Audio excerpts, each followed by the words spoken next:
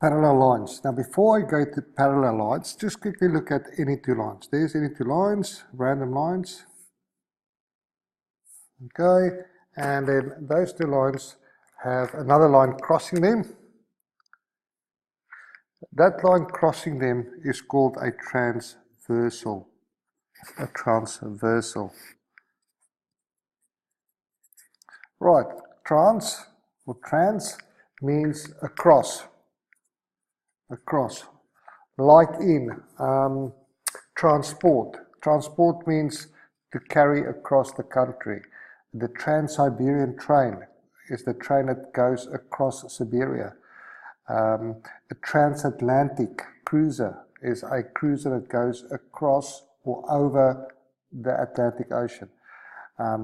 So trans means across, so transversal is the line that crosses two lines.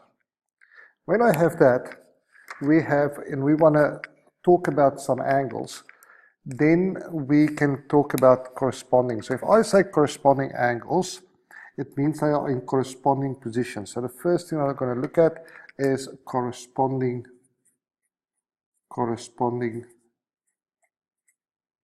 angles.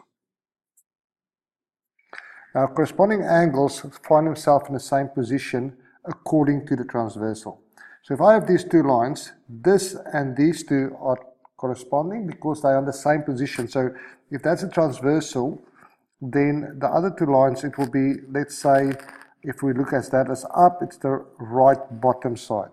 This one will be the same as that one. That will be, those two will be corresponding angles. This one will be corresponding to that. Of course, both are just on the left of this thing, and then the last one might be, those two will be corresponding angles. Not a great deal if I just have two random numbers, but I'll see now what happens if those lines are parallel. So any two lines, we've got a transversal. Okay, so that's a red is again a transversal. What I can see then is I can talk about alternating angles. Pardon. So alternating angles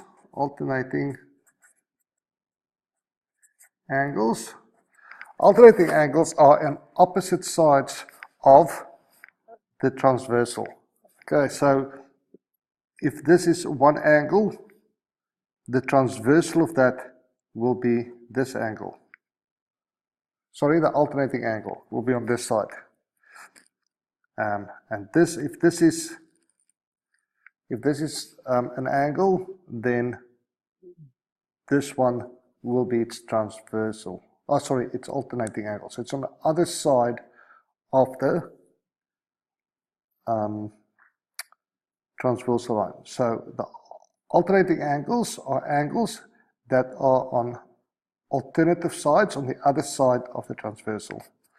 The last one is the co-interior angle. So again, I have any random lines, and if I have a transversal, the co-interior angles are the two angles that are on the same, it's not the same side, it's on the same side, both on the inside. So those will be called co-interior angles.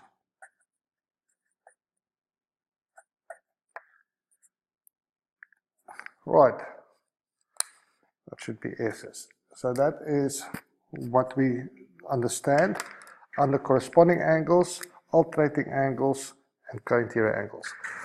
If these just random lines, there's nothing great about it.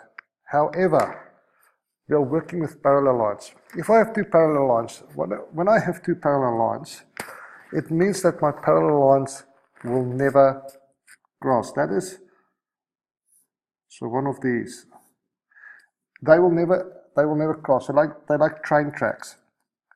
They will just go on forever, and they will never get closer, and they will never touch. So if I have a transversal, corresponding angles are always the same. Right, they are always the same. In other words, what I can see here is that this angle will be exactly the same as that angle.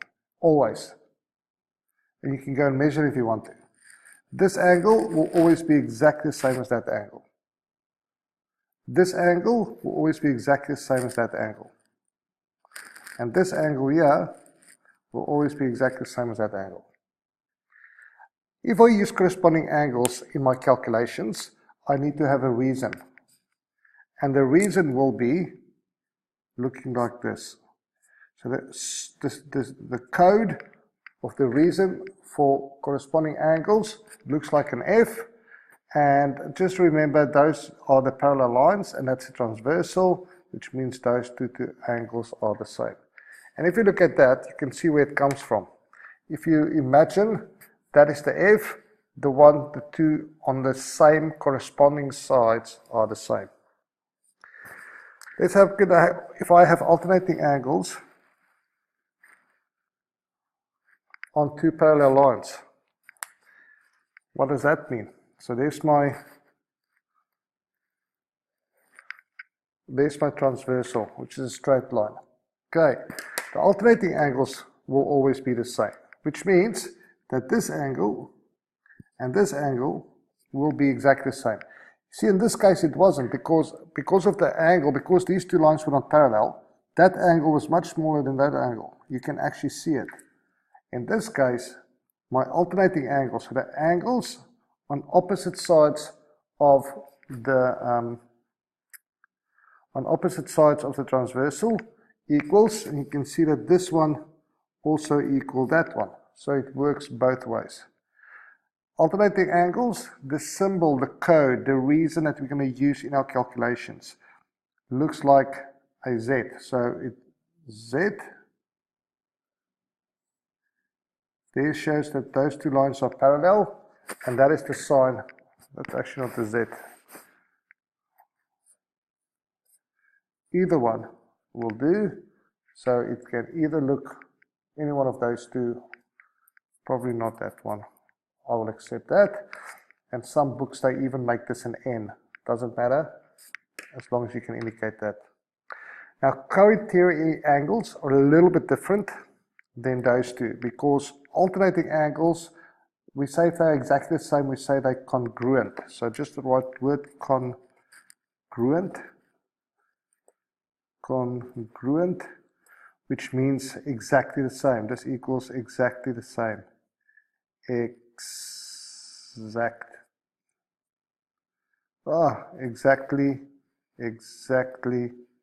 the same. Sorry about that. Exactly the same. So congruent means exactly the same. So we can say these angles are congruent, they're exactly the same. When it comes to co-interior, and remember, it doesn't matter how parallel, where the parallel lines go. If I have then a transversal, co-interior angles will be over here. Co-interior angles should be here, over there, and over there. And what happens with co-interior angles is co-interior angles add up to 180. So that plus that must equal 180 degrees. They are supplementary. So co-interior angles are supplementary. Supplementary, which means they add up to 180 degrees. The symbol that we're going to use for that will be co-interior. It looks like a C,